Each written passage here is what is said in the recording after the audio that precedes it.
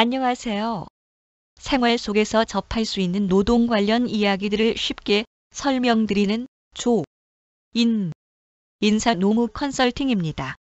오늘은 미용실에서 근무하는 헤어 디자이너가 근로자인지, 그래서 퇴직금을 받을 수 있는지에 대해 알아보겠습니다.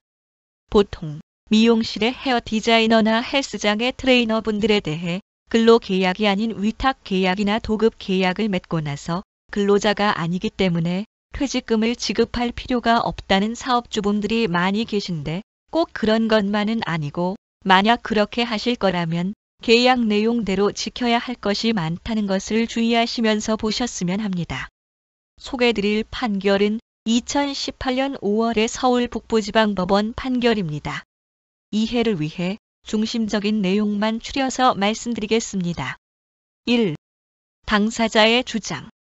헤어 디자이너인 원고는 피고인 미용실 사업주의 지휘 감독을 받으며 사용 종속 관계 아래에서 피고에게 근로를 제공한 근로자라고 주장하면서 피고에 대하여 퇴직금의 지급을 주장하였습니다. 이에 대해 피고인 미용실 사업주는 원고가 헤어 디자이너가 된 2010년부터 퇴직할 때까지 피고의 어떤 지시도 받은 게 없고, 원고 스스로 판단하면서 독자적으로 고객에게 서비스를 제공했고 피고에게 종속된 근로자가 아니다 라고 주장하였습니다. 법원에서 누구의 이야기가 맞는지를 판단하려면 사실관계가 어떤지를 달라고 하겠죠. 주장된 내용에 대한 증거들을 보면서 법원이 확인한 사실들을 살펴보겠습니다. 2. 확인된 사실. 사실관계에서 항목을 구분하여 사실관계를 확인한 것은 뒤에 말씀드리겠지만 근로자로 인정할 수 있는 기준들을 세워놓고 그 기준에 부합하는지를 판단하기 위해서 구분한 것입니다. 그래서 먼저 원고의 지위가 어떤지를 보니, 원고인 헤어 디자이너는 매출액에 비례하여 계산된 수당을 받는 배분제 헤어 디자이너로 근무하면서 특정한 헤어 디자이너에게 머리를 맡기겠다는 지명 고객과 그런 지명을 안 한 신규로 배정받은 고객의 헤어 시술을 한다. 계약은 업무 위탁 계약으로 체결했는데 급여에 대해 근무 기간에 기본급은 없고 계약서의 매출 정산 기준표에 따라 계산한 수당을 받았다. 예를 들면 500만 원까지는 31%, 600만 원이면 32% 같은 식입니다.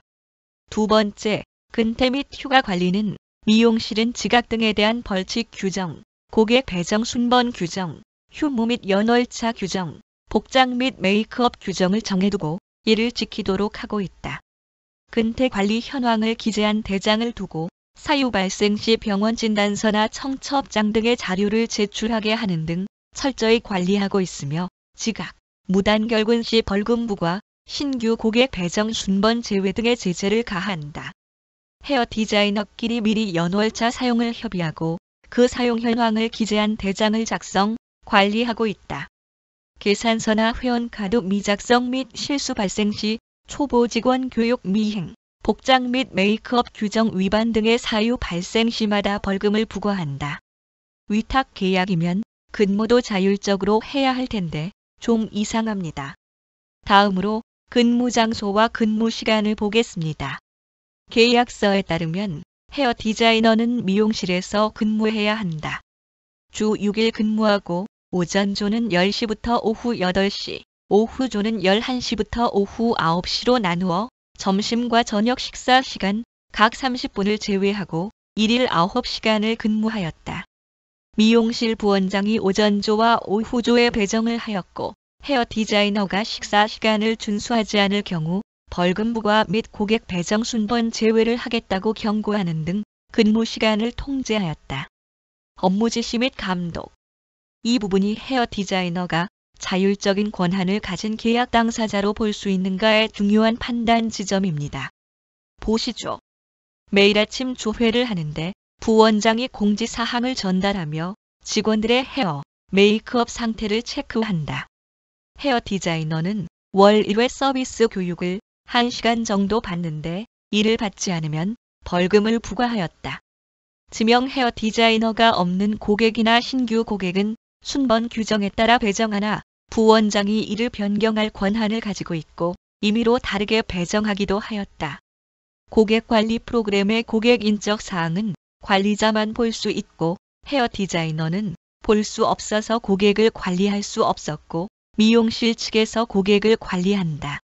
헤어 디자이너의 헤어 시술 내용, 방식 등에 대한 업무 지시는 없었지만 미용실 홍보, 전단지 배포 등을 지시했고 근무 태도, 특히 매장 내 다리 꼬지 말 것, 스마트폰 게임하지 말 것, 미용 서적 외 다른 책 읽지 말 것, 용모 단정할 것 등의 공지사항을 카카오톡으로 보내 지시하였다.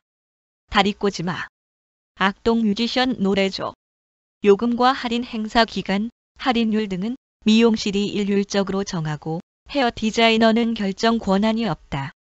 판결이 어떻게 났을지 감이 오시나요? 한두 가지만 더 보겠습니다.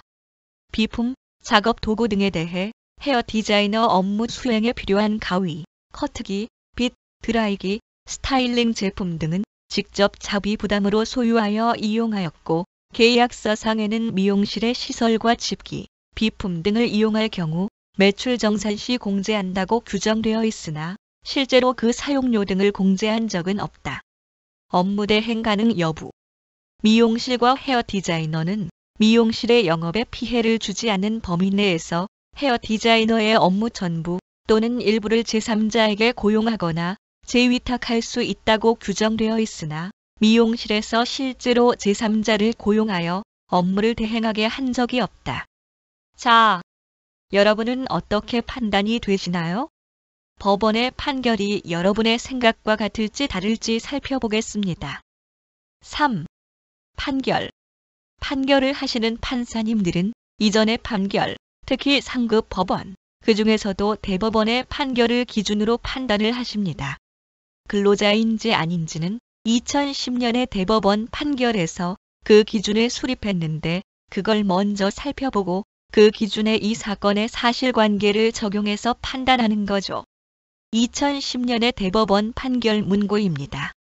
근로기준법상 근로자인지 여부는 계약 형식보다 그 실질에 있어 사업 또는 사업장의 임금을 목적으로 종속적인 관계에서 사용자에게 근로를 제공했는지 여부에 따라 판단해야 하고 종속적인 관계가 있는지 여부는 업무 내용과 업무 수행 과정에서 내부 규정을 적용받고 사용자가 상당한 지휘 감독을 하는지 사용자가 근무 시간과 장소를 지정하고 근로자가 이에 구속을 받는지 노무제공자가 원자재나 작업 도구 등을 소유하거나 제3자를 고용하여 업무를 대행하게 하는 등 자신의 계산으로 사업을 영위할 수 있는지, 즉 자기 사업인 건 노무 제공을 통한 이윤 창출과 손실 초래 등 위험을 스스로 안고 있는지, 보수의 성격이 근로자 재대상적 성격인지, 기본급이나 고정급이 정해졌는지, 근로소득세의 원천 징수 여부, 사회보장제도 관련 법령에서